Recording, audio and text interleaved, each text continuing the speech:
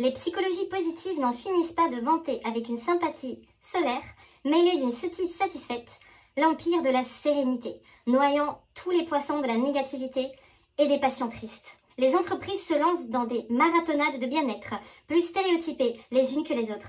Il n'y a plus de malaise dans la civilisation. L'épanouissement personnel est devenu le nouvel opium du peuple. Le développement personnel et sa horde de desservants épanouis ont évincé Hegel et Freud. Ça, c'est un extrait de Julia de Funès, Développement impersonnel. Je ne vais pas m'improviser Julia de Funès, puisqu'elle écrit beaucoup mieux que moi, elle a un vocabulaire infiniment plus riche, et elle a aussi une opinion beaucoup plus radicale. La mienne est légèrement plus nuancée. Cela dit, j'ai quand même tendance à être assez d'accord avec elle, et laissez-moi vous expliquer pourquoi. Mais avant tout, comme d'habitude, donc je m'appelle Lilia Rechetniak, je suis RH de formation, j'ai un master en ressources humaines d'il y a déjà plusieurs années et depuis presque 9 ans, je suis entrepreneur avec 2 entreprises. Une première qui s'occupe de tout ce qui est conseil d'entreprise autour des sujets de la qualité de vie au travail, des risques psychosociaux, de la santé mentale et de la communication entre humains qui existe en entreprise aussi. Et puis une deuxième entreprise qui s'occupe de l'inclusion des profils neuroatypiques dans le monde de l'emploi. Je suis également passionnée de psychologie et je suis en cours de formation de psycho. Pour commencer, mettons-nous d'accord sur une chose primordiale. Évoluer, avancer dans sa vie, apprendre à prendre de meilleures décisions, régler nos histoires avec notre passé pour vivre un meilleur présent, pour construire un meilleur futur. Ça, c'est tout ce qu'il y a de plus naturel pour l'être humain. Ça existe depuis la nuit des temps, depuis que nous, on existe. Sinon, on n'en serait pas là en termes d'évolution. Mais ce n'est pas la même chose. Ça, à la rigueur, je vais l'appeler évolution personnelle. Mais le concept de développement personnel, c'est tout autre chose. Je vais vous mettre en lien un mini-livre que j'ai écrit où je développe un peu plus cette histoire que j'ai avec le mot concept, avec le concept du concept qui me pose beaucoup de problèmes. Je vous encourage vivement d'ailleurs à lire ce fameux livre de Julia de Funès qui s'appelle Développement impersonnel et aussi un livre qui est beaucoup plus positif et constructif de Ilios Kotsou qui s'appelle L'éloge de la lucidité. 2 livres absolument magiques, je les remets dans les commentaires. En 2 mots, mon opinion est la suivante. En devenant un concept, le développement personnel est devenu un marché dont beaucoup de personnes ont décidé de profiter. Et loin de moi l'idée et la pensée que tout soit mauvais là-dedans. Il y a de très très bons professionnels, il y a aussi de très très mauvais, mais tout n'est pas mauvais. Le problème quand on attend que ça nous apporte the truc magique qui va nous débarrasser de toutes nos misères, c'est qu'on devient un client très très naïf. Et quand ça ne marche pas pour nous, au bout de la énième méthode ou au bout de la énième année, notre premier réflexe, c'est de nous blâmer en fait. On se dit, merde, si ça a marché pour autant de personnes et si c'est vendu comme une solution simple, rapide, efficace, si ça ne marche pas pour moi, c'est moi qui suis défectueux, mauvais ou il y a un gros problème avec ma façon de m'y prendre. Donc c'est moi le problème. Et c'est un tel gâchis.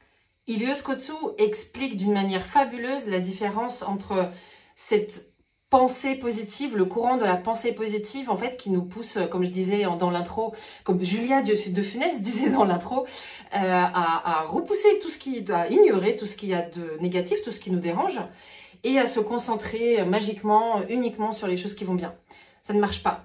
Et de l'autre côté, il évoque la psychologie positive qui, elle, en fait, nous apprend à prendre en compte toute notre réalité, tout ce qui compose notre réalité et l'utiliser pour construire notre bien-être. Ce sont 2 choses qui n'ont rien à voir. Et que si des méthodes de développement personnel n'ont jamais marché pour vous, que vous en ayez essayé 1, 2, 5, 10 ou 500, détendez-vous. Tout va bien, vous êtes normal, il n'y a pas de problème avec votre façon de vous y prendre. Le truc qui est survendu, c'est de la publicité mensongère à la limite. Et vous y avez juste cru. Tout comme moi.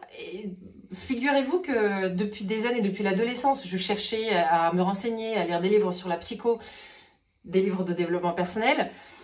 Et en 2011, ma mère, ça ça c'était une très bonne blague, m'a conseillé de m'inscrire dans un club de développement personnel américain qui était en train de se développer en France. Je vais vous la faire très courte, j'ai rencontré de très belles personnes et quand même appris pas mal de choses. Mais j'en suis sortie quand je me suis rendu compte que les gens, en parlant du fondateur, en parlaient comme si c'était un dieu. J'ai un peu honte d'admettre que c'est le côté limite sectaire qui m'a fait sortir et non pas tout simplement la culpabilité que je ressentais à l'idée de ne pas y arriver, parce que faut pas se mentir, l'état d'esprit général dans ce club-là était en gros... Avec tout ce qu'on vous donne, toute la matière qu'on vous met à disposition, si vous n'arrivez toujours pas à avancer vers votre succès et votre bien-être, c'est que vous êtes feignant ou vous y prenez mal. Voilà. Les personnes qui ont appris la culpabilité et la honte depuis notre plus tendre enfance, on est des parfaites cibles pour ce genre de marché. Et c'est assez fou parce que même là, en vous le disant, je me rends compte que c'est vraiment un paradigme dans lequel moi j'ai été pendant plusieurs années, où j'ai vraiment voulu croire que la prochaine méthode va m'aider à trouver mon miracle. C'est comme croire que le prochain régime, celui-là, il sera définitivement bon pour me faire perdre mon poids en trop et ne plus jamais le retrouver. Les personnes qui ont fait des régimes, vous savez très bien qu'on retrouve notre poids et parfois même plus. Il y a du bonus. Et le prochain ne sera pas différent du précédent. Et que c'est un travail de fond qu'il faut faire. Et c'est exactement pareil avec le développement personnel. Si on n'a pas trouvé la méthode, c'est peut-être notre façon de s'y prendre qu'il faut changer. La qualité la plus importante qu'on puisse cultiver en soi, c'est la conscience de soi.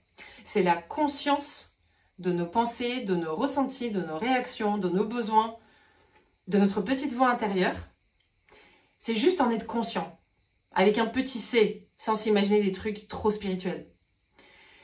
C'est très concret, c'est très pratique. C'est ce qui nous permet d'être au contact des choses les plus importantes pour nous à chaque instant. Et à partir du moment où on commence à cultiver ça, on a beaucoup moins de chances de se faire avoir par des méthodes qui vendent du rêve. Et on a beaucoup plus de chances de trouver le bon chemin pour nous. Voilà. Je pense que j'ai tout dit. J'espère que j'ai réussi à vous faire comprendre la différence entre l'évolution personnelle, qui est la chose la plus naturelle pour l'être humain, rien de sorcier, et puis le développement personnel qui est devenu une espèce de jungle nébuleuse où tout le monde peut faire et dire un peu n'importe quoi. Et j'espère que vous avez compris le message principal, que si toutes ces méthodes qui vous vendent du rêve pour aller mieux n'ont pas marché sur vous jusqu'à présent, ou alors dans une mesure beaucoup plus petite que celle que vous espériez, vous n'êtes pas le problème. Et le seul problème que vous avez éventuellement, c'est de croire à ce qu'on cherche à vous vendre. Ce n'est pas simple, c'est pas rapide, ce n'est pas facile du tout. Mais encore une fois, ça ne nous tue pas. Et encore une fois, si on ne pose pas les vrais problèmes sur la table, on ne trouvera jamais les vraies solutions, que ce soit à titre individuel ou en entreprise. Je vous laisse, je vous souhaite une très bonne journée, bon courage pour votre chemin d'évolution personnelle et surtout suivez-moi sur LinkedIn, suivez-moi sur Instagram et je vous dis à très bientôt.